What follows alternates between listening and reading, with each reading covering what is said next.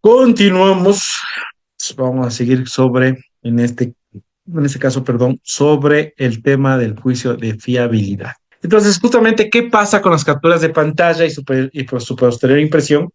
Ok, hay un experto venezolano que nos habla de este tema, que es José Luis Tamaño Rodríguez. Entonces, ¿qué nos dice él? Que existe la práctica inadmisible de conceder valor probatorio a simples capturas de pantalla de chats de WhatsApp, que no son más que las representaciones gráficas impresas de una supuesta conversación. Estos elementos son particularmente problemáticos, pues se pasa por alto que los chats pueden ser fácilmente manipulados o fabricados, lo que pone en duda la fiabilidad como evidencia, amén de carecer de metadatos que tampoco cuenta con un código de integridad que los valide. O sea, en este caso, cómo se recuperaron ese contenido digital. Entonces, que no se hace a través de técnicas digitales forenses, que es lo que exige el Código Orgánico Integral Penal.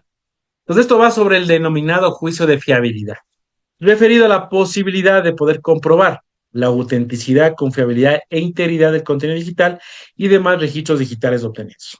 Entonces, ¿qué dice? En este caso hay una jurisprudencia internacional del Tribunal Constitucional Español sobre un caso concreto. Es una sentencia del 19 de mayo del 2015. ¿Qué nos dice? La prueba de una comunicación bidireccional mediante cualquiera de los múltiples sistemas de mensajería instantánea debe ser abordada con todas las cautelas.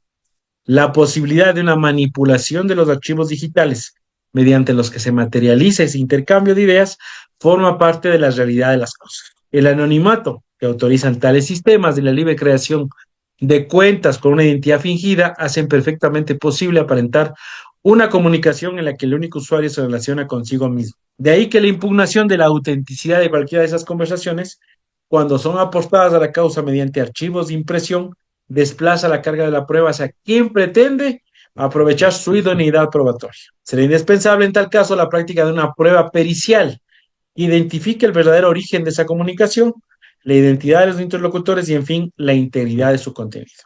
Eso dice esta sentencia del Tribunal Constitucional Español. Entonces, este juicio de fiabilidad de la evidencia digital, del contenido digital, de los mensajes de datos, básicamente, como nos comenta el español José Miguel González Reyes, lo que nos va a permitir aceptar la viabilidad procesal de la supuesta evidencia digital como auténtica, que ésta no sea manipulable e íntegra, conservación de su contenido y confiable, obtenida sin técnicas espurias, ¿no es cierto? Eso implica justamente sujetarse a los estándares Muy y bueno, requisitos técnicos por parte muy del bien. operador de justicia competente para comprobar si efectivamente se ha analizado correctamente, se analiza correctamente de modo confiable el proceso de obtención del contenido digital, evidencias digitales y su copia forense, vida a vida y como la fiabilidad del procedimiento de preservación y análisis del material correspondiente del incautado con lo presentado al órgano judicial llamado a decidir.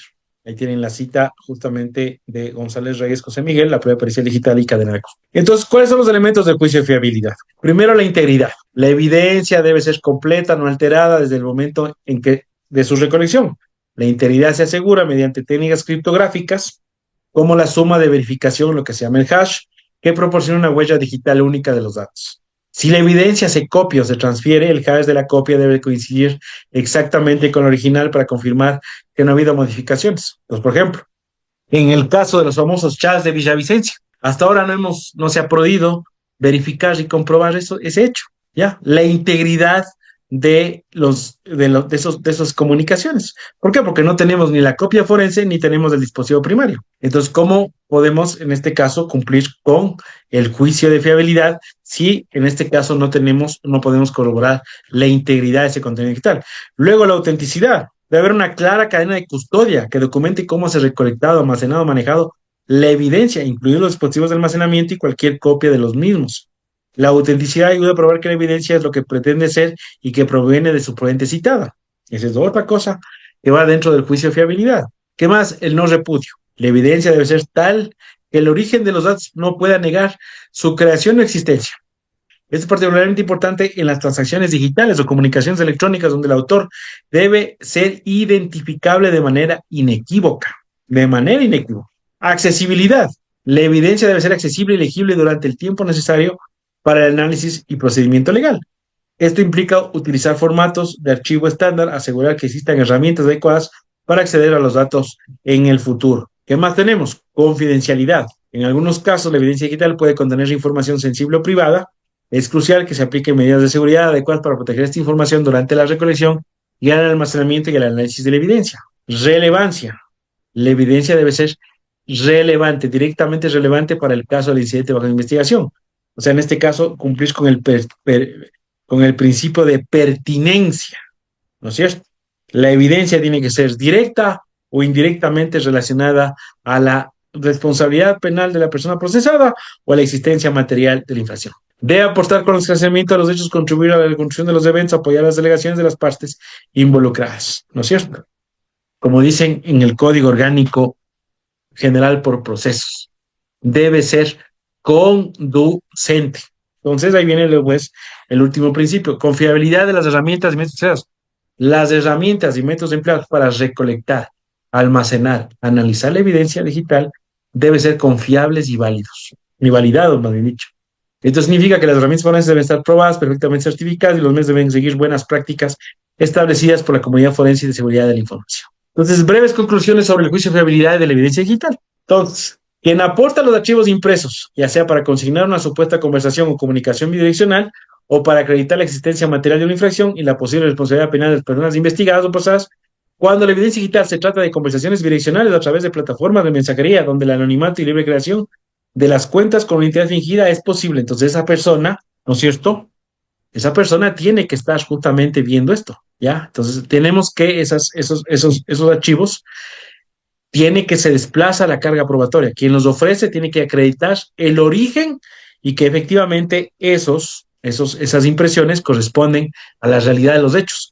Entonces, es de esa parte quien debe proporcionar los dispositivos de comunicación primarios donde se emitió o recibió dicha comunicación a fin de que a través de una prueba pericial se determine el origen de esta, así como la identidad de los interlocutores, como también que se garantice la integridad de su contenido. La Fiscalía General de Estado debe sujetarse a los estándares y requisitos técnicos para comprobar si efectivamente se ha recuperado, preservado y presentado correctamente y de modo confiable el contenido digital y la copia forense del dispositivo primario, clonación y dispositivo de almacenamiento, así como la fiabilidad del procedimiento de preservación o análisis del perito correspondiente a verificar que existe la orden judicial correspondiente y se ha seguido el procedimiento de operaciones estándar de acuerdo al 437.3 del Código Orgánico Integral Penal en concordancia con el artículo 500 del Código Orgánico Integral Penal. Pues tienen que haber esas correspondencias, si no, simplemente son elucubraciones, ¿no es cierto? Entonces, la gente que en este caso habla de ese tipo de situaciones, de ese tipo de conversaciones y comprometen la integridad de las personas, si solamente hablan y no demuestran con los dispositivos primarios, ¿no es cierto?, que esa evidencia fue obtenida de forma legal,